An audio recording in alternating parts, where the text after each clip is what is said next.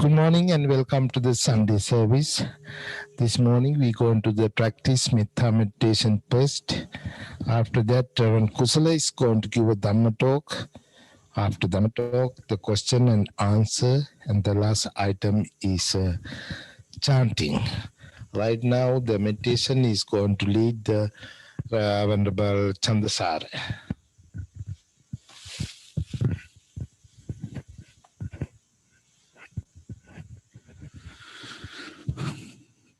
Good morning to everyone. Let's now practice the loving kindness meditation. Before that, find a suitable posture. Be seated in a comfortable place. Prepare your mind and body to spread loving kindness meditation very efficiently. So let's now start meditation like in this way. May all the living beings be physically healthy. May all the living beings be safe. May all the living beings be mentally healthy. We should not limit only to these words, but internalize these words. That's how we practice loving kindness meditation. Let's begin. And then we continue spreading thus until you hear the bell sound. Let's start once again. May all the living beings be physically healthy. May all the living beings be safe. May all the living beings be mentally healthy.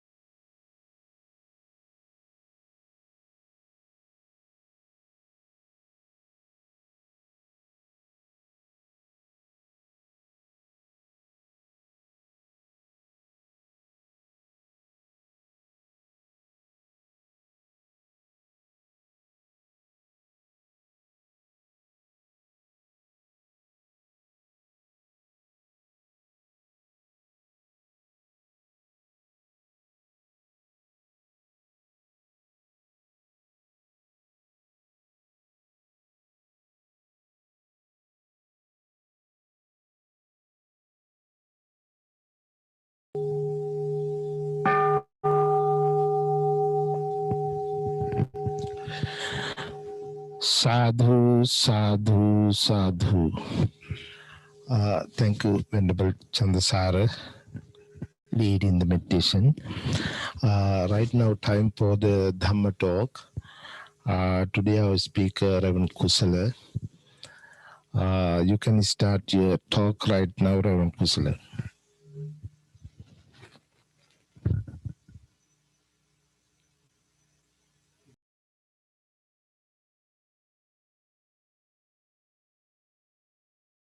Yeah. You're muted, Reverend Kusala.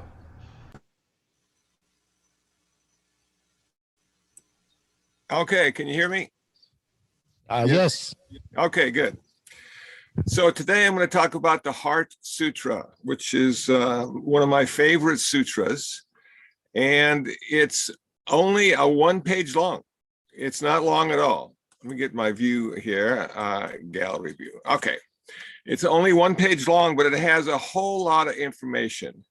And I could have gone a lot of different ways with this, but I'm going to keep it simple because that's how I work. And so I'm going to talk about ultimate and relative, absolute and relative. And the Heart Sutra has a lot to say about that. And so we can start off with the Maha Prajna Paramita Heart Sutra, the Great Wisdom Sutra. Now, it comes from an even bigger sutra, and this is the heart of the sutra, the Prajna Paramita. And it starts off with Avalokiteshvara Bodhisattva. Now, Avalokiteshvara Bodhisattva is the Bodhisattva of compassion. And what I found interesting about doing a little research on Avalokiteshvara is before around the 12th century, Avalokiteshvara had many arms and hands and tools to reduce our suffering. And then the Christian missionaries found their way to the East. And all of a sudden, Avalokiteshvara transformed into a woman, very much looking like the Virgin Mary. And I thought, isn't that an interesting transformation? And aren't we happy that the Christians were over there? And so rather than having a lot of arms, it's a beautiful representation of a woman with great compassion who hears the cries of the world and wants to reduce and end the suffering. So Avalokiteshvara Bodhisattva, in practicing deeply the perfect wisdom, clearly saw that all 5 skandhas are empty and pass beyond all suffering. Now we're going to get to the 5 skandhas, but I like the idea that the Buddha never said we're one thing. There's no Joe or Mary, and Joe and Mary are not simply one thing, but we're at least 2 things, name and form, nama rupa. In some cases, we're the 32 parts of the body. In some cases, we're the 5 skandhas, or the 5 heaps is sometimes referred to. And so it's never one thing. So it's always more than one. It's always relative. It's never the ultimate. Now, in preparing for this talk, I wanted to see how computers talk to each other.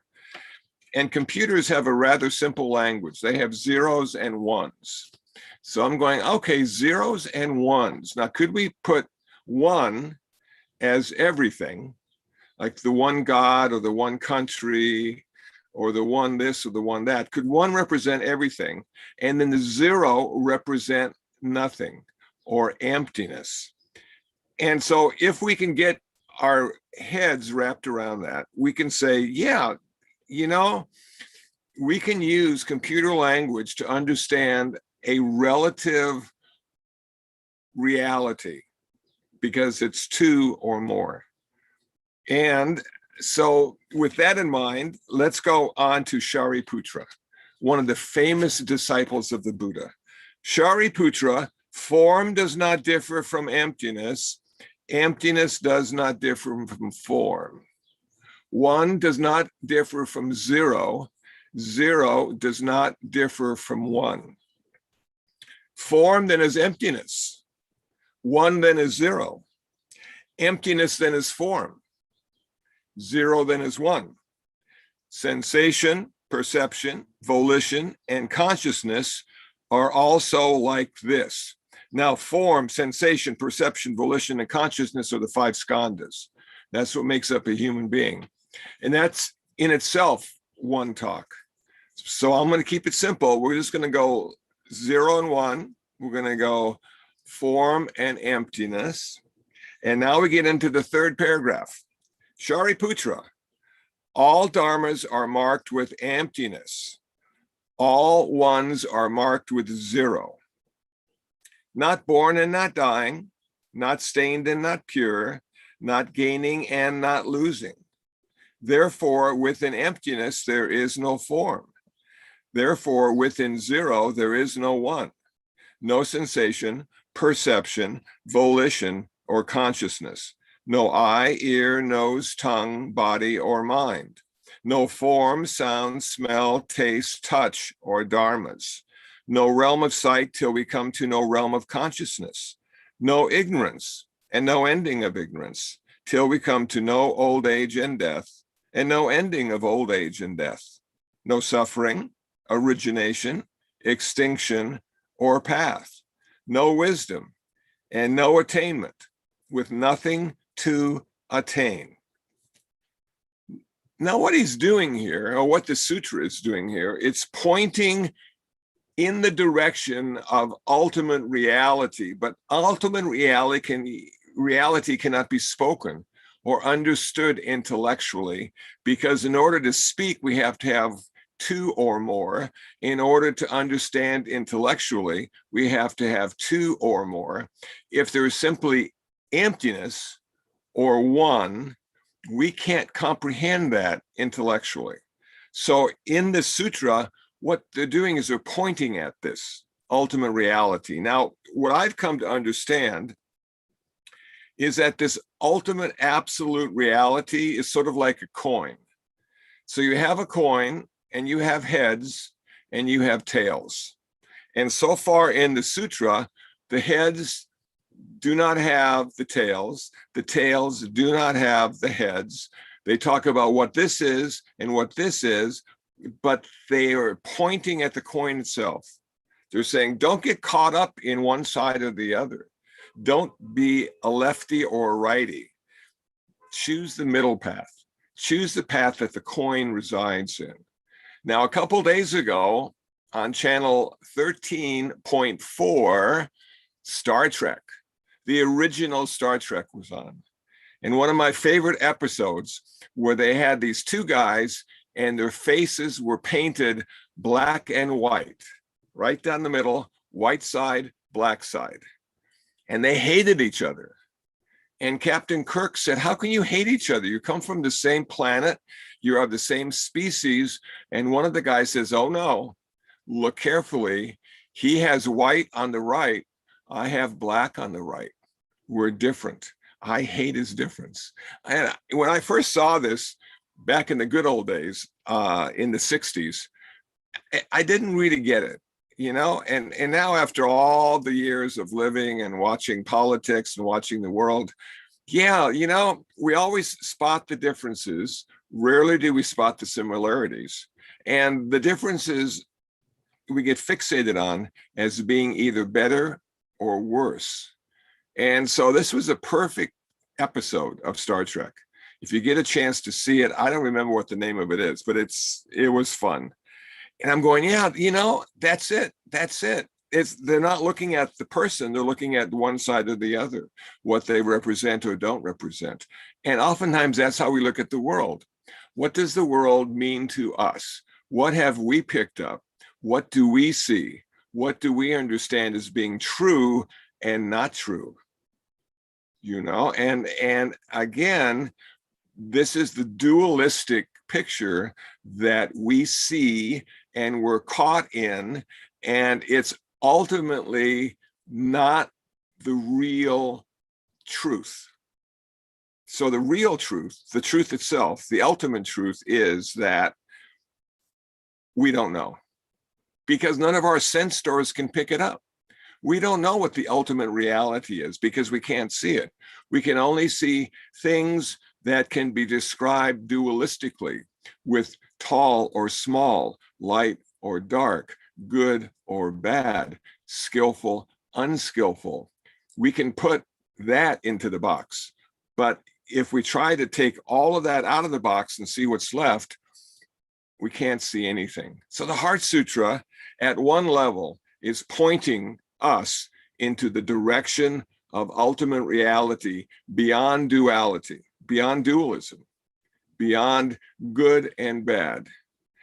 And we can experience it, but we can experience it in meditation. And if you think about your meditation practice and you're sitting quietly, and all of a sudden this ego personality starts to settle a bit, like muddy water placed on a counter.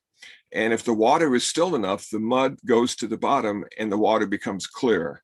And if we can sit long enough and let our mind still like the muddy water, we can become clear and we can experience, we can know, but we can't understand. And that's what I find so fascinating about Zen.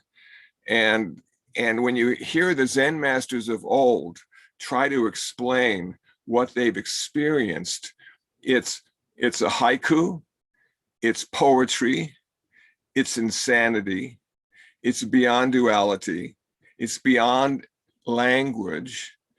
And they're oftentimes using the language of poetry rather than the language of prose to share with the reader or the listener what they've come to understand as being truth. Now, if you've ever had a chance to listen to a Zen Dharma talk, oftentimes I find it makes no sense at all. And it sort of short circuits all my intellectual prowess, if you will, what little I have. And I'm going, what the hell did they talk about? What are they trying to say? What's the point they're trying to make? And over again, I came to the conclusion, I haven't got a clue. I don't know what they're trying to say.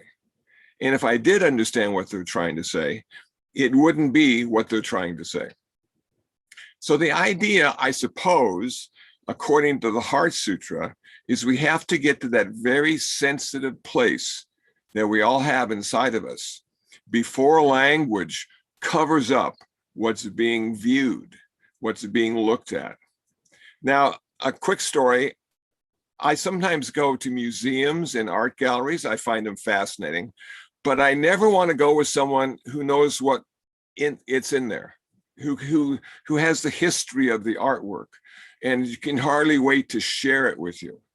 And here you are looking at this beautiful work of art, and in your ear is someone who's just point by point telling you what you're looking at. And the more they say, the more blind I become. And pretty soon I can only see the words they used in the art and not the art itself. So I rather enjoy going and not looking at what I'm seeing. And if I'm curious, then afterwards, I'll go Google it and say, oh yeah, okay, that's what I was watching. That's what I was looking at. That's what it means, according to the critics and the art connoisseurs. But to me, it was just a direct experience of light and dark and color and form and maybe sound. It's a direct experience of my sense doors coming into contact with something before all the concepts arise. So when's the last time you looked at something and didn't know what it was? Did it drive you crazy? Or did you just sort of sit there and say to yourself, I wonder what that is. I wonder how you can use it. I wonder if it's useful at all. Or is it something that somebody threw away because they stopped using it? You know, those kind of moments are so special. So next time it happens to you, don't be in a hurry to figure out what it is. Just soak it up, because that's the direct experience before the overlay happens, before the map is shown to you. And then you can no longer see the territory or the menu and you're eating the food and you say, I wonder what this is. I want to order it next time too. So you look at the menu, so you have a word or a concept that you can use the next time to have the same experience. But what would happen if you're just eating it and you're going, wow, my sense doors, my taste buds, my nose, my smell really like this.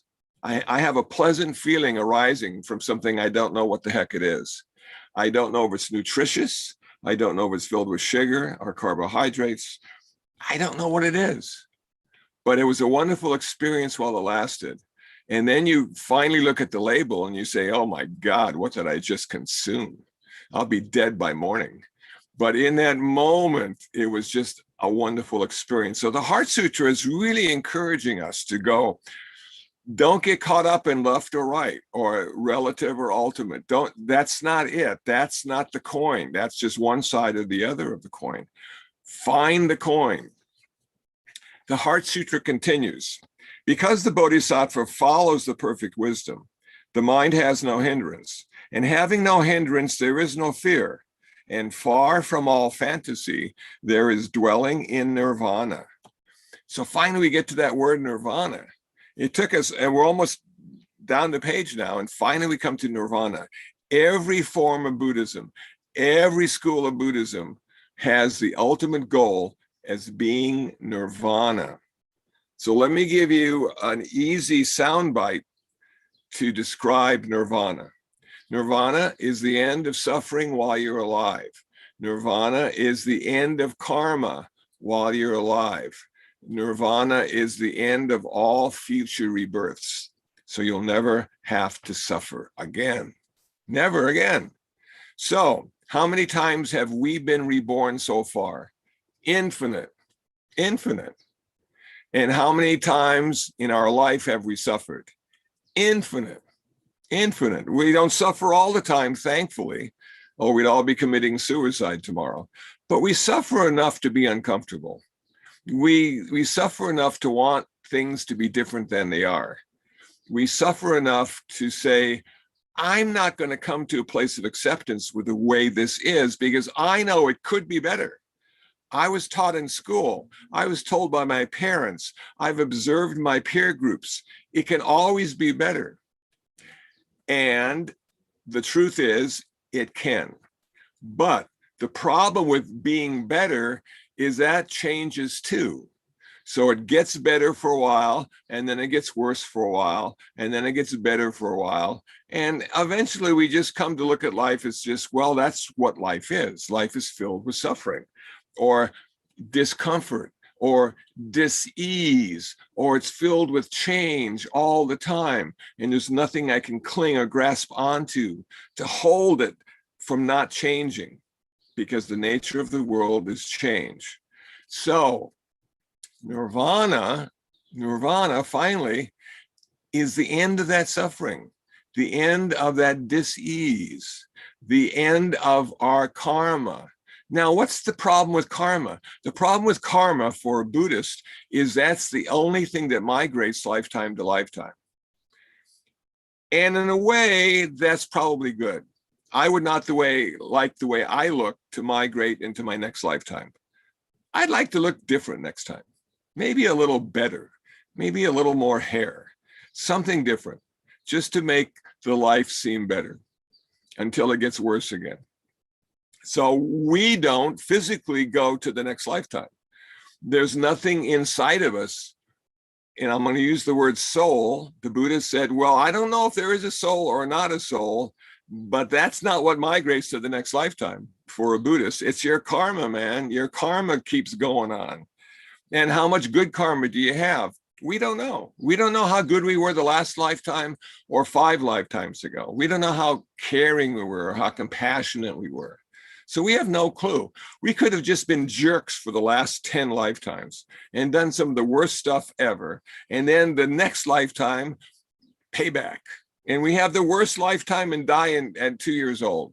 Not because we're 2 years old, but because we have hundreds of lifetimes that weren't very good. We weren't very skillful. We caused people to suffer a lot. And we don't know. We can't remember. Now, having said that, we need to be careful too. We can't look at somebody who has a short life and say it's their karma, because there are so many other factors that go into either killing us or keeping us alive. It's never one thing. Remember, it's never one thing and it's never nothing. It's a combination of things that come together that allow us to continue to live and prosper and grow old with wisdom. Not one thing, many things. Okay, so once the karma ends in our nirvana, we can't ever be reborn again. The Buddha at one point said, I teach the path to immortality. But he wasn't telling us, I teach the path so you don't have to die. I teach the path so you don't have to be reborn again. So you don't have to go through all the suffering you go through in every lifetime, shedding the tears for all the things that were lost and all the people that were lost and all the circumstances that never turned out to be very good. Those tears kept flowing. So I'm teaching you how not to go through that again. So what is nirvana after death? Is it like heaven? You know what? The Buddha never went into great detail about what it was. I would doubt it's like heaven. I would doubt you get to see your old dogs and cats and maybe relatives and friends. And in a way, I'm happy that that's the case, because maybe one lifetime is enough, and maybe I don't need to see him ever again. I have the memories, but I think nirvana is a radical afterlife. I don't think it's form, but I don't think it's formless. Huh? Heart Sutra. I don't think it's either of those things. I think we're talking about the coin now. I think nirvana is the coin. And because we can't see the coin, but only one side or the other, we can't intellectually understand what nirvana might be. But the Buddha said it is extreme peace. Peace. Wow. You know, after all the turmoil that we have in the big city of Los Angeles and all the living and dying that we go through every day when you watch the news, and yesterday 3 people were shot to death at a bar in Ventura Boulevard, and you just go, man, where's the peace? I want peace. And nirvana is the ultimate peace. Nirvana means you can be in any situation and be in peace. That when the Buddha taught for 45 years, he walked around and he just, you know, he was in peace, even though the world was filled with suffering and change and people were starving, but he was in peace and he could respond to them in a very skillful way because he wasn't affected by the circumstances he found himself in. So nirvana while you're alive is a true blessing. It allows you to live and prosper and be at peace in any situation. Nirvana after life allows you to exist in a very unique way without birth and without death. Now, somebody says to me, well, I can show you how not to be born and how not to die. And I'm thinking, what the hell are you talking about? Not to be born and not to die. Everything on this planet had a beginning. It had a start. We call it birth. Everything started. And everything has an expiration date. Everything has to stop existing at a certain point. And that's samsara. That's the planet. That's the world we live in. And the Buddha was saying, but you know what? There's something else. I have rediscovered the path, the Four Noble Truths, to that something else. And I call that something else nirvana. So I don't want to use the word faith, but you know, you can have confidence that what the Buddha is teaching us and telling us and encouraging us to do is something that's skillful and will reduce our suffering and ultimately end our suffering. Okay, last paragraph. Therefore know that the Prajnaparamita, the great wisdom, is the great holy mantram, the great bright mantram, the wisdom mantram, the unequaled mantram, which can destroy all suffering, truly real and not false. So he gave the perfect wisdom mantra, which goes gate, gate, para, gate, para samgate, bodhi svaha, said 3 times. Gone, gone, gone beyond to the other shore, the shore of samsara and the shore of nirvana. And his teachings are the raft that take us from one shore to the other. So this is an overly simplified explanation of the Heart Sutra. There literally are books with many pages written about the Heart Sutra and what it means. But this is Sunday. You got 25 minutes. You can only do so much. But I wanted to share with you the excitement of the idea that every time you understand something, you're missing the point. Because you understand it only because you have a language and you have experience, and you are using that to give meaning to what's going on.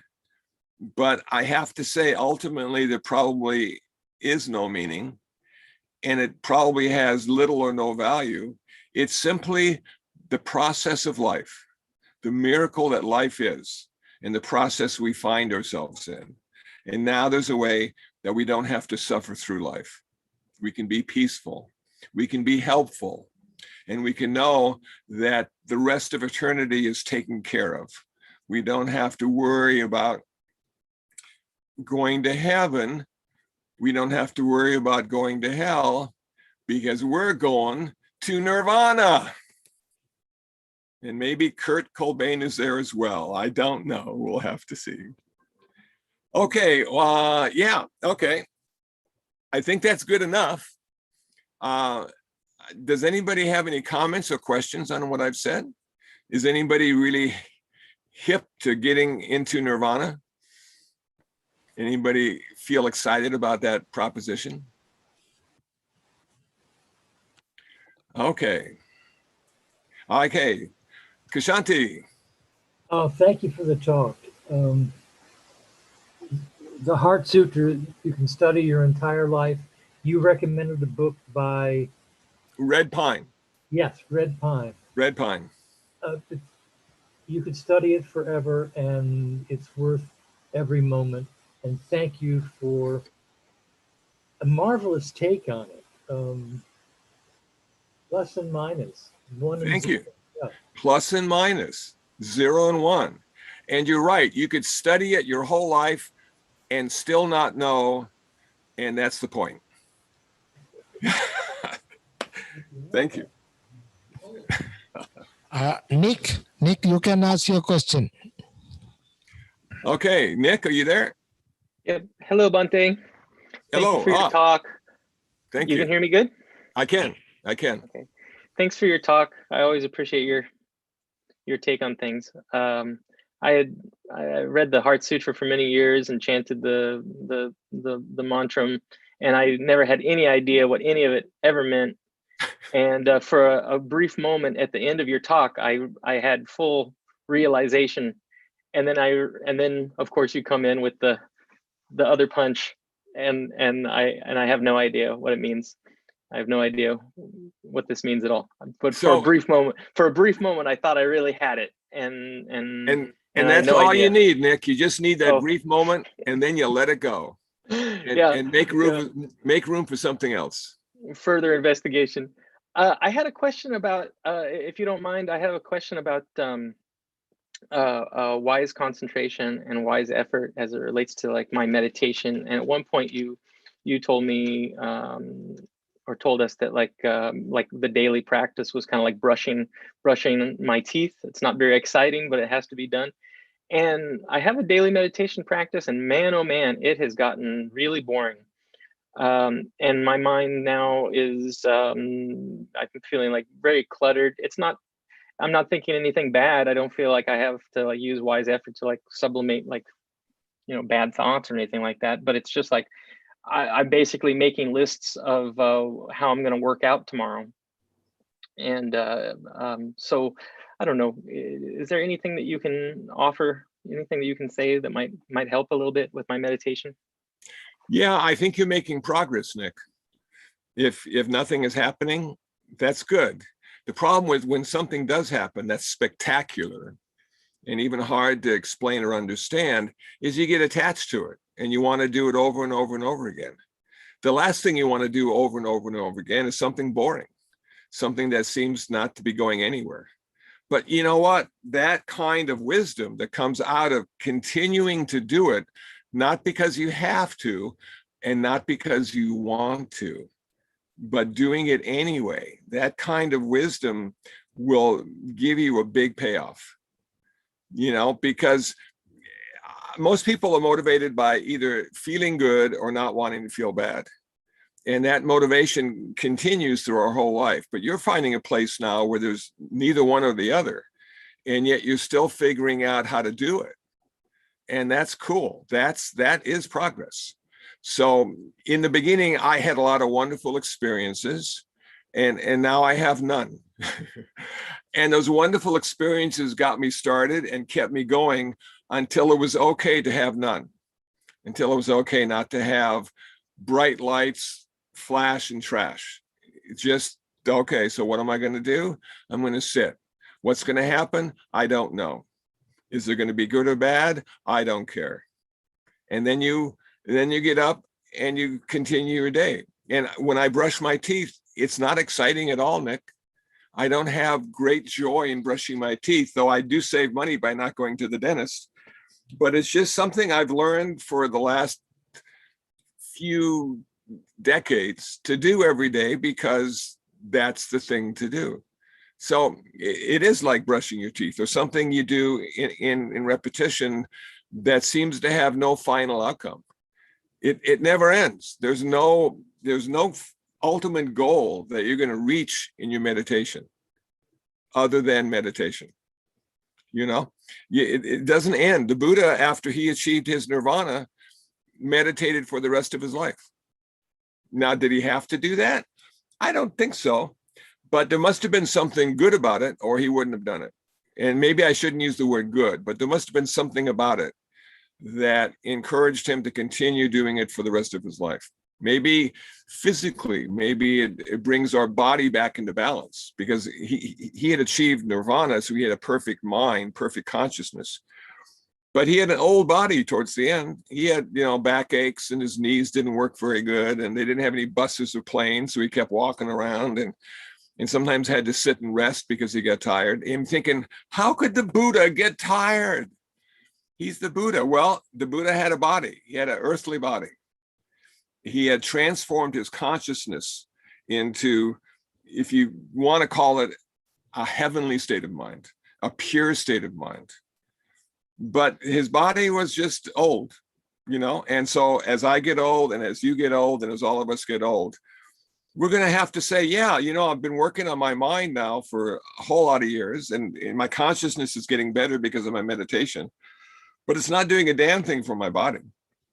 So maybe I need to do like Qigong or yoga, or maybe I need to walk around the block a few times to keep the body working so I can do nothing with my mind.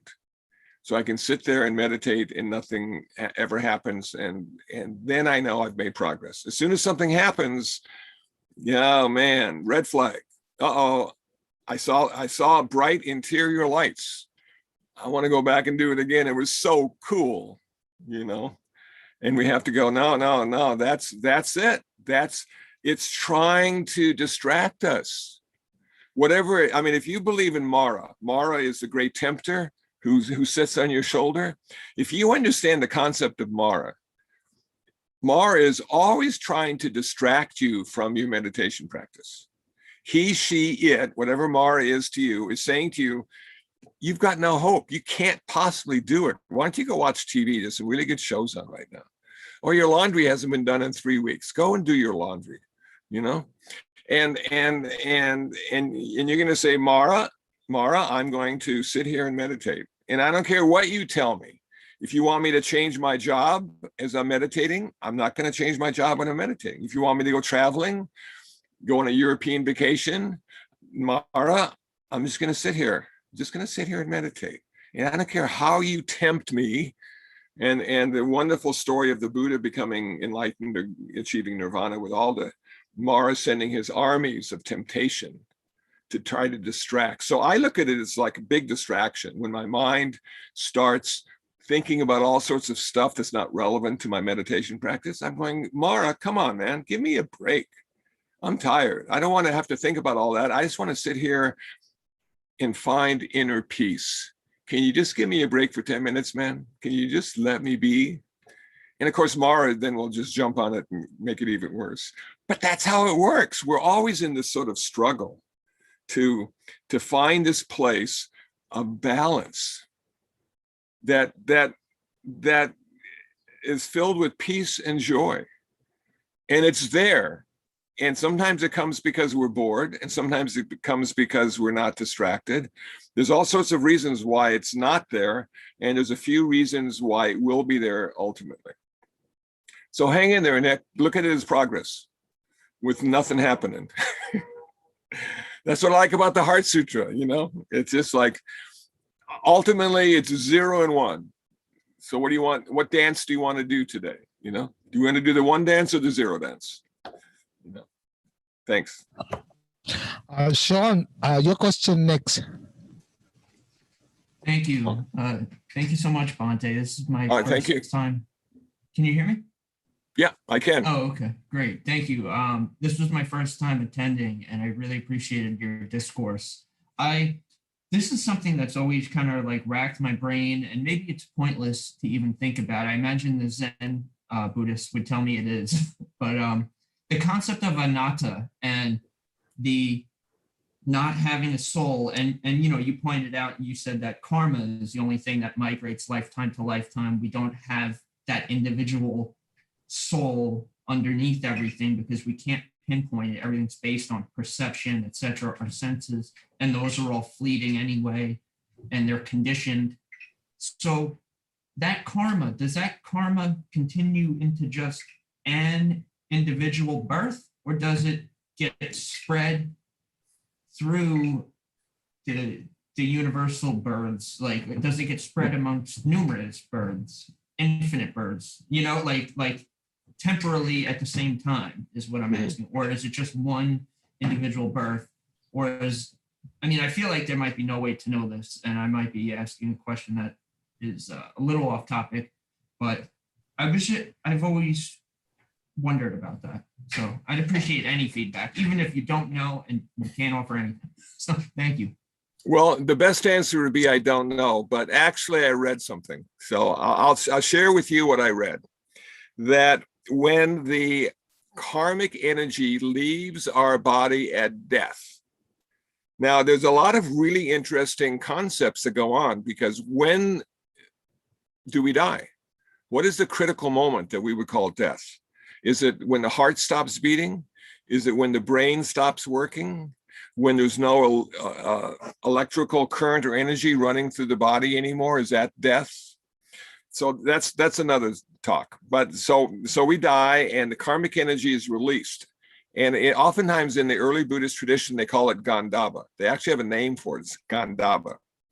Okay. And now it's out there looking for a moist, warm place to reside. So it's waiting for people to have sex. And somehow it knows when sex is occurring. And so you have the sperm, and you have the egg, and you have the Gandhava, and they all come together. And for a Buddhist, they would say that's the beginning of life. Is that related to the 49 days or 7 weeks thing? Well, they have, yeah, it can be faster and it can be longer. Right. And we have something in the Mahayana tradition called the Ulambana ceremony. And the Ulambana ceremony is done every year, and it's done to call all the Gandhavas or karmic energy to the Zendo here, so we can give it a Dharma talk. We can give it a Dharma talk and they can find rebirth. Mm-hmm. Because there's nothing worse than just being karma with no body or mind. You need that body and mind to actually continue the process. So that's on page 34 of this book. And whether it's true or not, I haven't got a clue, but it does make a good answer. That's the red So one. thanks for asking the question. And hopefully now you'll be able to say to yourself when somebody says, well, how does the karma find its next home? And you're going to go, sex, you know, so, and they're going to be very impressed. Thank you. Stephen, this is your chance. Please ask the question shortly and answer also shortly because almost 12 o'clock. Stephen, you can ask. Stephen, your mic's off. Can't hear. There you go. There you go. Yeah, I just wanted to ask you, do you think that enlightenment and nirvana are different paths? Yes. And I've talked about it a couple times, and it's on my podcast. So if you go to the Urban Dharma podcast and look for the difference between Mahayana and Theravada, enlightenment and nirvana, you can hear my take on it. But it's a little long to talk about in just a few minutes. Mm-hmm. All right, good enough. But I do think there is a difference. Thank you as always. Thank you, Stephen. Okay. There we go. I guess, yeah. Shraddha, how are you? No, you're Kent. There you Good. go. I just want to thank you for a very wise and beautiful talk today. Wow. Inspiring. Thank you. It really is. Thank you very much. Okay. All right. Thank you, Ren Kusala, and thank you for everybody. It's almost 12 o'clock. We're going to chant. And before that, I will have some information. Next week, Chandana Bhikshu is going to talk next coming Sunday, I believe, Sunday 9th or 8th? 9th, yes. It's Mother's Day. He's going to give a Dhamma talk. And 23rd, correct? Huh? 23rd, the Vesak. Yes, 23rd, we're going to celebrate the Vesak outside the Sendo, which is the backyard of the Sendo. So if you have a chance, please come and join. We have a little service and the dana and the lunch. I will personally talk to the Sada and the Kashanti and some people soon. So thank you again. We're going to chanting page 4 and page 10 right now.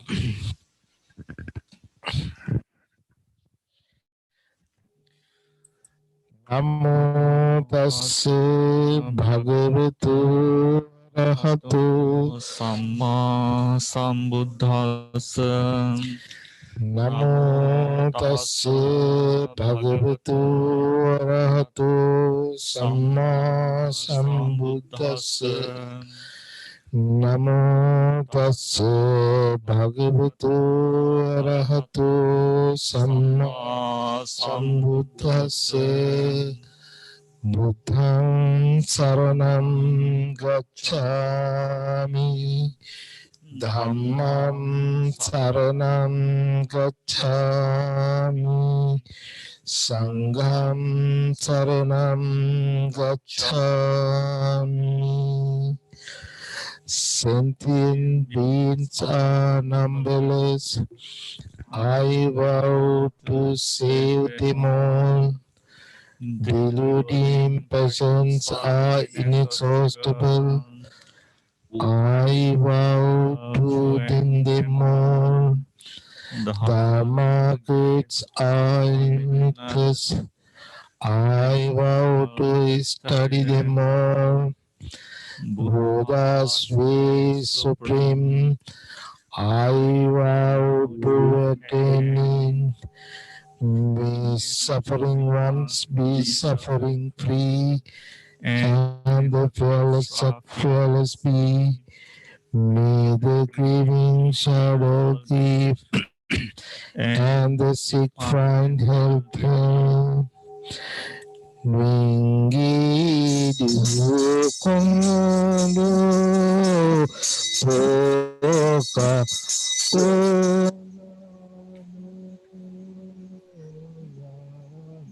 Sangye Badu Dada Ningi Kukongatu Poka Pungane Nyadang Kunjungi Sangi Yadang Dadadam Mingi Kongaju Puka Punadinyanang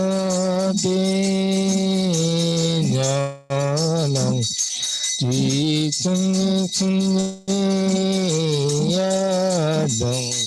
Dadanda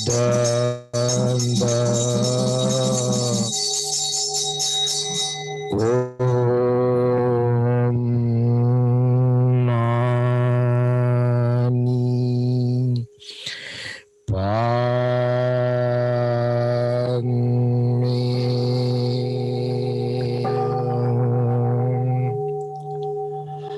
Thank you again for everybody. Thank you all the monks here, and thanks for all the audience and Ashan and everybody. By the power of the Buddha, Dhamma, and the Sangha, you all be well and happy. Sadhu, sadhu, sadhu.